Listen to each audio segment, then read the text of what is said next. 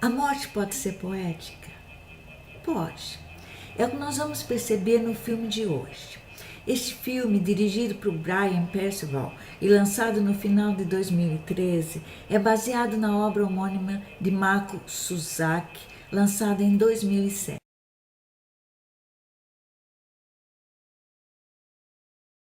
Esse filme se chama A Menina que Roubava Livros. A protagonista é Liesel. A mãe de Liesel é comunista e perseguida pelos nazistas. Assim, ela resolve doar para a adoção o seu casal de filhos, para um casal que mora no subúrbio da Alemanha, o qual receberá uma pensão por isso. Durante a viagem de trem, o irmão de Liesel morre e um coveiro o enterra. Esse coveiro deixa cair um livro.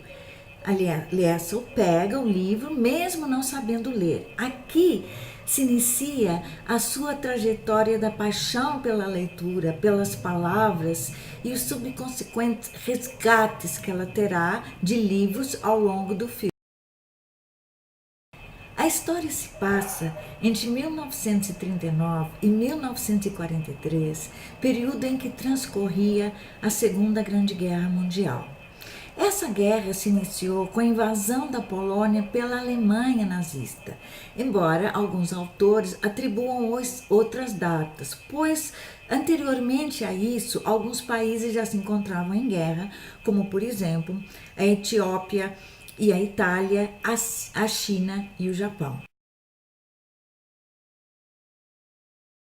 O que deu origem à Segunda Grande Guerra Mundial? Resumindo, acontece o seguinte: em 1930 havia surgido na Europa governos totalitários com objetivos militaristas e expansionistas, principalmente a Itália e a Alemanha. A Alemanha rompeu então o Tratado de Versalhes. O que é o Tratado de Versalhes? É um acordo de paz assinado pelos países europeus em junho de 1919, logo após o término da Primeira Guerra Mundial.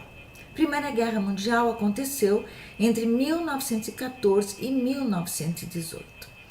Esse tratado impunha, ele foi ratificado em 1920 pela Liga das Nações, a atual ONU, e impunha restrições principalmente à Alemanha. Nele, a Alemanha assumia compromissos como, por exemplo, ela deveria reduzir o seu território, deveria pagar uma indenização aos países vencedores da Primeira Guerra, principalmente a Inglaterra e a França, em virtude dos prejuízos causados a esses países, deveria reduzir o seu exército e a sua marinha e estava proibida de fabricar armamento pesado. Isso causou uma crise moral e econômica na Alemanha, com desemprego e inflação, o que veio a fortalecer o nazismo liderado por Hitler. Bem, a Segunda Guerra foi um conflito militar global que durou entre 1939 e 1945. 2 dias depois da invasão da Polônia pela Alemanha, a França e o Reino Unido decidiram declarar guerra à Alemanha, embora eles não tenham tido grandes atos de apoio à Polônia. Essa grande guerra acabou envolvendo a maioria das grandes potências do mundo, dividindo em 2 blocos, os aliados e o eixo. Os aliados eram liderados pela União Soviética, pela França, Estados Unidos e Inglaterra. O eixo era liderado pelo Japão, a Alemanha e a Itália, na qual nesse momento se fortalecia o partido fascista liderado por Mussolini. O Brasil teve uma participação na Segunda Guerra Mundial? Teve sim. Ele participou do lado dos aliados, mandando 20 mil soldados da Força Expedicionária Brasileira para ajudando a conquistar a região de Monte Cassino, na Itália. Voltando ao filme. A menina se alfabetiza com a ajuda de seu pai adotivo, que é um pintor de paredes, e que acaba alojando clandestinamente um judeu, o qual se torna amigo de Liesel e fortalece sua paixão pelas palavras. Liesel rouba seu primeiro livro, como já foi falado, no enterro do seu irmão. O segundo livro, ela resgata de uma queima de livros em praça pública.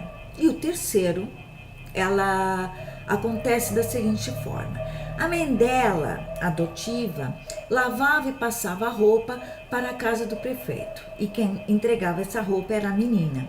A mulher do prefeito, percebendo essa fascinação da menina pelos livros, a convida, quando ela vai lá, a ficar durante alguns tempos na biblioteca lendo um pouco. Em determinado momento, o prefeito proíbe isso. E aí, Liesel, que ao mesmo tempo percebe que seu amigo judeu adoece, ela começa escondida a roubar livros. Aliás, ela diz que os pega emprestados.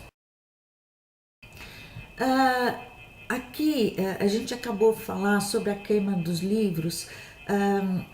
É importante ressaltar que pouco antes de eclodir a guerra, os nazistas já haviam queimado livros em praça pública de escritores intelectuais como Marx, Freud, Einstein, Kafka, principalmente os judeus. E essas práticas, elas continuaram nas cidades ocupadas pelos alemães com relação a qualquer literatura que pudesse colocar em risco de alguma forma o regime nazista. O vilarejo onde a menina mora e a escola reproduzem o clima do culto a Hitler. Mas nesse filme se percebe um foco de perseguição aos judeus na história do rapaz que se esconde na casa dos pais adotivos da menina. Esta perseguição e o consequente assassinato em massa de cerca de 6 milhões de judeus foi chamado de Holocausto. Por que os nazistas perseguiam os judeus? Fundamentalmente porque o nazismo tinha como fundamento o racismo, baseando-se na ideologia de que os alemães eram uma raça superior, a ariana, e essa raça não se poderia mesclar com outras para que pudesse dessa forma comandar o mundo. Nesse caso, eles consideravam os judeus a maior ameaça. No entanto, os extermínios em massa, os fuzilamentos, as câmaras de gás e os campos de concentração, assim como outros atos de violência exercidos sob o regime nazista, incluíam também homossexuais, grupos religiosos, pacifistas ou quaisquer opositores políticos ao regime nazista.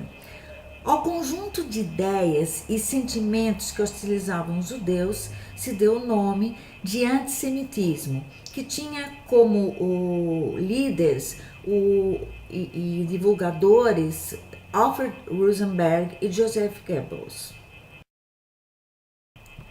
Como eu já disse, a narração, o narrador, a morte, tem momentos de extrema poesia. O próprio filme tem momentos poéticos. Um deles é num abrigo antiaéreo e o outro é na própria narração durante um ataque aéreo em que só a menina sobrevive naquele vilarejo. Na cronologia do filme, presume-se que esse ataque tenha acontecido em 1943. Mas a Segunda Guerra ainda perdura até 1945, quando acontece primeiro a rendição da Alemanha e da Itália e depois do Japão. A Segunda Grande Guerra Mundial foi um conflito de resultados assustadores para a história da humanidade. Houve o uso de guerras nucleares e muitos ataques contra civis, além do Holocausto, que resultaram na morte de cerca de 70 milhões de pessoas. A Menina que Roubava Livros nos mostra como poesia e sensibilidade podem sobreviver ao ódio e ao caos. Assista o filme e se conecte à história.